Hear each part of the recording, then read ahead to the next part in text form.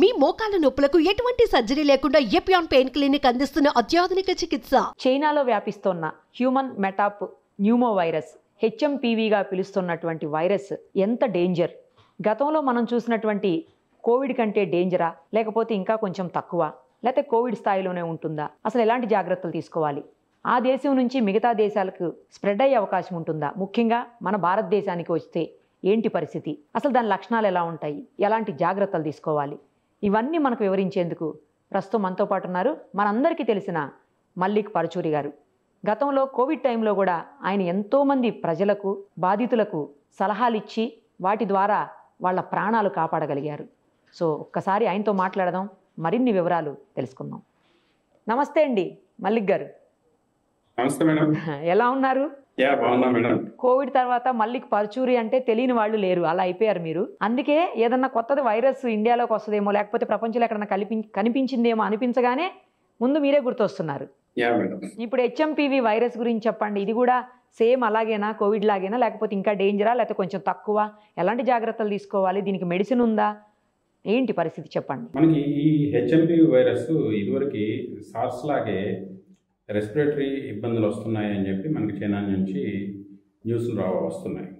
ఇప్పుడు ఇదివరకు మనకి కోవిడ్తో పోల్చుకుంటే, ఈ హెచ్ఎంపీవీని కోవిడ్తో పోల్చుకుంటే ఎలాగంటే, అంతకుముందు మనకి సార్స్ 1 వచ్చినప్పుడు పెద్దగా ఇబ్బంది కలిగించలేదు. జస్ట్ కొంతమందిని ఇబ్బంది పెట్టేది, వెరీ రేర్ కేసుల్లో మామూలు మిగతా వాళ్ళందరికీ జలుబు దగ్గులా వచ్చేపోయేది. బట్ SARS-CoV-2 వచ్చేసరికి ఎక్కువ మందిని, స్పెసిఫిక్గా డెల్టా వైరస్ అయితే చాలా ఎక్కువ ఇబ్బంది పెట్టింది. అదేలాగా మనకి ఈ హెచ్ఎంపీవీ వైరస్ కూడా ఇప్పుడు అంతకుముందు 2001లో ఫైండ్ అయింది ఏంటంటే, అది వైల్డ్ టైప్. ఆ టైప్లో ఏంటంటే మనకి పెద్దగా రెస్పిరేటరీ ఇన్ఫెక్షన్, జలుబు దగ్గులాగా వచ్చేసాయి. బట్ అంత ఇబ్బంది పెట్టలేదు. వెరీ ఇమ్యూనో కాంప్రమైజ్డ్ పీపుల్ తప్ప మిగతా వాళ్ళని అంత ఇబ్బంది పెట్టలేదు హెచ్ఎంపీవీ. బట్ ఇప్పుడు వస్తున్న న్యూస్ ఏంటంటే, చైనా నుంచి ఫుల్ డేటా అయితే రావట్లేదు, బట్ సంథింగ్ హెచ్ఎంపీవీ 2 అనుకోవచ్చు దీన్ని. ఈ హెచ్ఎంపీవీ 2లో ఏమవుతుంది అంటే, మనకి ఎక్కువ మందికి రెస్పిరేటరీ ఇన్ఫెక్షన్స్ బాగా సివియర్గా వచ్చి లంగ్ ఇన్ఫెక్షన్లు, కొన్ని డెత్స్ అవుతున్నాయి అని చెప్పి మనకి ఎక్స్లో ట్రెండ్ అవుతున్నాయి. సో వాటిని బట్టి ఈవెన్ చైనా గవర్నమెంట్ కూడా స్టేట్ ఆఫ్ ఎమర్జెన్సీలు రిలీజ్ చేసినట్లు, అట్లాగే మన ఏదైతే మన కేంద్ర సంస్థలు కూడా ఒక అలర్ట్ ఇస్తున్నాయి. సో వీటన్నిటి దృష్టిలో పెట్టుకొని జాగ్రత్తగా ఉండాలి అనేది మన SARS-CoV-2 అనుభవం. కోవిడ్ అనుభవం ఏంటంటే, ఈ respiratory infections already lung involvement ఉన్నప్పుడు జాగ్రత్త పడాల్సిందే అనేది మన యొక్క పాత అనుభవం.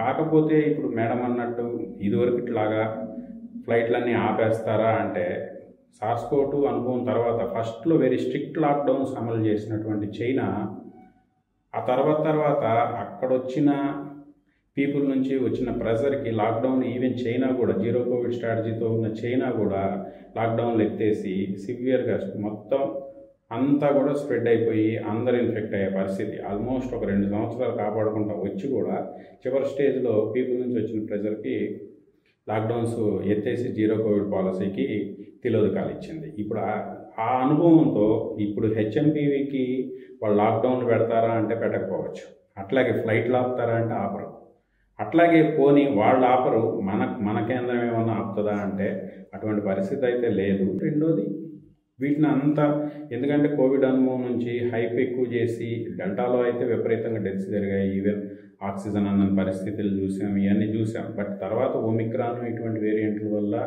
సివియారిటీ తగ్గింది. ఓకే, డిసీజు మనకి సింటమ్స్ సివియారిటీ తగ్గింది, లోపల ఎఫెక్ట్ ఎంత చేస్తుందా అనేది లాంగ్ టర్మ్ చాలామంది రకరకాల ఇబ్బందులు పడుతూ ఉన్నారు. బట్ చూద్దాం. బట్ హెచ్ఎంపీవీకి మటుకు కోవిడ్కి ఏదైతే లాక్డౌన్స్ చూసారో అవి ఇప్పుడు అయితే ప్రస్తుతం ఉన్న పరిస్థితుల్లో అయితే మనం చూడకపోవచ్చు. ఈ ఫ్లైట్లు ఆపటం ఇది అనేది జరిగే పనే కాదు. ఎందుకంటే ఓకే, మనం చైనా ఫ్లైట్స్ ఆపుతాం, ఓకే, బట్ చైనా నుంచి యుఎస్ వెళ్ళేవాళ్ళు, చైనా నుంచి జపాన్ వెళ్ళేవాళ్ళు, కొరియా వెళ్ళేవాళ్ళు, మళ్ళీ అక్కడి నుంచి ఇట్లా రావడం, ఇవన్నీ మనం కోవిడ్ ఎక్స్పీరియన్స్లో ఏంటంటే, ఒక కంట్రీకి ఆపినందు ద్వారా బైలేటరల్ ఒప్పందంలో ఆ కంట్రీ నుంచి అక్కడికి వెళ్ళి అక్కడ నుంచి అంటించుకొని ఇక్కడికి వచ్చి ఇవన్నీ చూసాం. యూరోప్ వెళ్ళింది ఫస్ట్ కోవిడ్, యాక్చువల్లీ యూరోప్ వెళ్ళింది. యూరోప్ వెళ్ళి ఇటలీలో ఎక్కువ మంది చనిపోయి ఆ తర్వాత అక్కడి నుంచి ఇండియాకి వచ్చాయి. సో ఈ అనుభవాలను బట్టి ఏంటంటే, గ్లోబల్ లాక్డౌన్ పెడితే తప్ప వైరస్ని అడ్డుకోలేము. అట్లా అని ఇప్పుడున్న ఎకానమీలో గ్లోబల్ లాక్డౌన్స్ అనేవి సాధ్యం కాదు కాబట్టి, లేకపోతే గ్లోబల్ కంటైన్మెంట్ అనేది సాధ్యం కాదు కాబట్టి హెచ్ఎంపీవి వస్తుంది. ఇప్పుడైతే రాలేదని చెప్పి ప్రకటించారు, వస్తుంది. బట్ ఏం చేయాలి దీనికోసం అనేది మటుకు అది ఫ్యూచర్లో. ఎందుకంటే ప్రస్తుతం ఉన్న డేటా ప్రకారం హెచ్ఎంపీవీకి ఎటువంటి ట్రీట్మెంట్ లేదు. రెబావైరిన్ అని చెప్పి ఒకటి ఉంది, అది కూడా మనకి టెస్ట్ ట్యూబుల్లో అది కంటైన్ చేయగలిగింది, కానీ డిసీజ్ని రిప్లికేట్ అవ్వకుండా, వైరస్ని రిప్లికేట్ అవ్వకుండా టెస్ట్ ట్యూబ్లో ఆపగలిగింది. బట్ రెబావైరిన్ ఇన్ వివోలో మటుకు యానిమల్ స్టడీస్లో కూడా సక్సెస్ కాలం. మిగిలిన ఏకైక డ్రగ్ ఇప్పటివరకు ప్రస్తుతానికి హెచ్ఎంపీవీకి అయితే అలోపతిలో రెబావైరిన్. అదైతే మటుకు ఎఫికసీ అంత బాగాలేదు. అట్లాగే ఎటువంటి వ్యాక్సినేషన్స్ ఇప్పటివరకు అందుబాటులో లేవు. ఎందుకంటే ఇదివరకు అది జస్ట్ జలుబు దగ్గులో వచ్చిపోయింది కాబట్టి దాని మీద ఎక్కువ కాన్సన్ట్రేషన్ చేయలేదు. బట్ ఇన్ స్పెసిఫిక్గా ఇప్పుడున్న పరిస్థితుల్లో మనం దీన్ని కంటైన్ చేయలేం కాబట్టి, ఎందుకంటే ఇప్పుడున్న పొలిటికల్ అండ్ ఎకనామికల్ సినారియోలో, గ్లోబల్ పొలిటికల్ అండ్ ఎకనామిక్ సినారియోలో గ్లోబల్ షట్డౌన్ కానీ గ్లోబల్ లాక్డౌన్ కానీ ఇవన్నీ సాధ్యపడవు కాబట్టి వైరస్ వస్తుంది. ఒక చోట స్టార్ట్ అయిందంటే ప్రతి చోటకి స్ప్రెడ్ అవుతుంది. దాని నేచర్ అది కాక అది ఎయిర్బోర్న్ వైరస్ కాబట్టి, ఎయిర్బోర్న్ కాబట్టి ఖచ్చితంగా అందరికి వస్తుంది. బట్ ఎలా దీన్ని ఎదుర్కొంటారు అనడానికి అట్లీస్ట్ మనకి సార్స్లో ఏంటంటే SARS-1 యొక్క అనుభవం, లేకపోతే SARS-1 ఇలా వస్తుంది, ఇలా రిప్లికేట్ అవుతుంది, దీనికి ఈ RDRP ఇన్హిబిటర్లు ఉంటాయి, 3CL-Pro ఇన్హిబిటర్లు ఉంటాయి, ఇట్లా ఏవైతే ఒక రీసెర్చ్ జరిగిందో హెచ్ఎంపీవీ మీద అటువంటి రీసెర్చ్ పెద్దగా ఇప్పటివరకు ఏమీ జరగలేదు. సో ఒకవేళ అగ్రెసివ్కి వస్తే SARS-కి ఏదైతే మనకి కనీసం మినిమం కొన్ని వెపన్స్ చేతిలో ఉండినాయి, అట్లీస్ట్ మినిమం అండర్స్టాండింగ్ ఉంది కాబట్టి కొంచెం స్పీడ్గా దాన్ని ఏదో కొంత చేయగలిగాం.